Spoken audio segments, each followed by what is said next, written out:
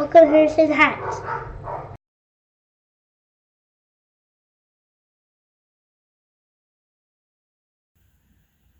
Hey guys, welcome back to Harrison Hacks. Sorry for the bad camera footage here. I just wanted to show you something and I had to get the PlayStation in the shot as well as the TV.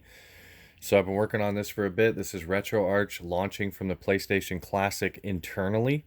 As you can see, I've changed all my internal games. I've changed my internal theme, and that's kind of how I want my build to be. We've only got about, 13 to 14 gigabytes to work with when adding things inside. But that's all I really need. I don't really plan to keep using USBs and OTGs, and this just makes it a plug and play console. Not that there's anything wrong with everyone that uses the USB setups. I think they're great. They're very safe. This way is a little more in depth, and I'm going to show you guys RetroArch launching. So I'm going to power down the PlayStation Classic, and you can see the USB port, nothing in there. I'm going to power back up the exact same PlayStation Classic, and I'm in RetroArch as soon as I boot. So this is the 1.78 from the BleemSync team. And if I want to launch a game, I mean, it has all the options, but if I wanted to launch a game, I would have to go to Load Core, PCSX Rearmed libretro, and then I would go to Load Content, go to my GAA data where my games are, and we have a bunch of different games. So I'll launch one up here. I'll launch my Q file. So I didn't install a BIOS into RetroArch yet. This is just a proof of concept, but here's Spyro the Dragon running inside of RetroArch. And I did not do the menu toggle buttons for RetroArch. I actually forgot to do that. Something I should have done. But the thing is when you're in RetroArch, you cannot turn it off. You cannot press reset. Open's not doing anything for me. So unfortunately, I have to unplug the USB cable and then plug it back in. So I'll quickly do that.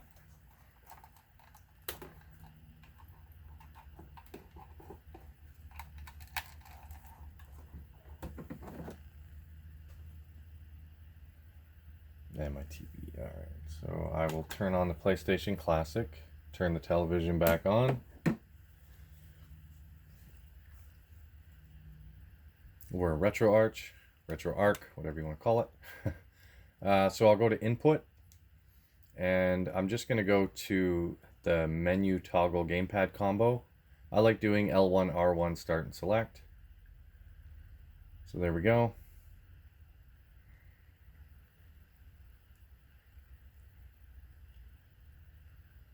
I'll back up.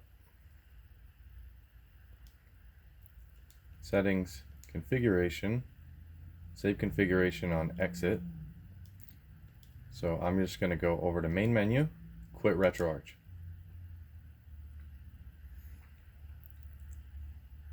And then once I quit RetroArch, it launches into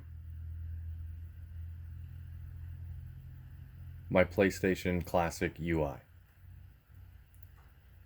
So right now this is really early, but I am going to get this functional. I actually want RetroArch to launch in a box art behind, as well as launch my games through RetroArch internally. Instead of having to go here every time, I want it to launch to the PlayStation Classic UI, but each game will run through RetroArch. But this is the first of the steps. So I will load core again, load content, GAA data. That's a multi-disc game, so let's try this one.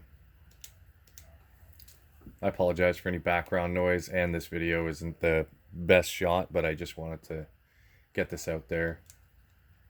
So there's Medieval, L1, R1, start and select. I am in the RetroArch menu. I don't know if you guys saw that, but here I'll go to resume, L1, R1, start and select. I can close the content, which I will do now, and then we'll go back to the main menu.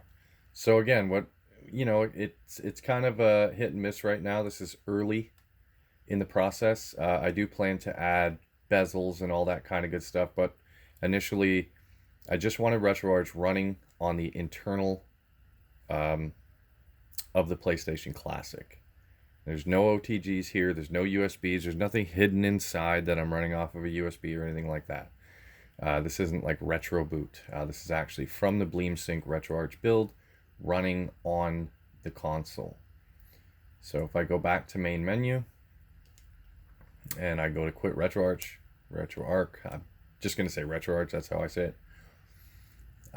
So the one other thing that I haven't figured out yet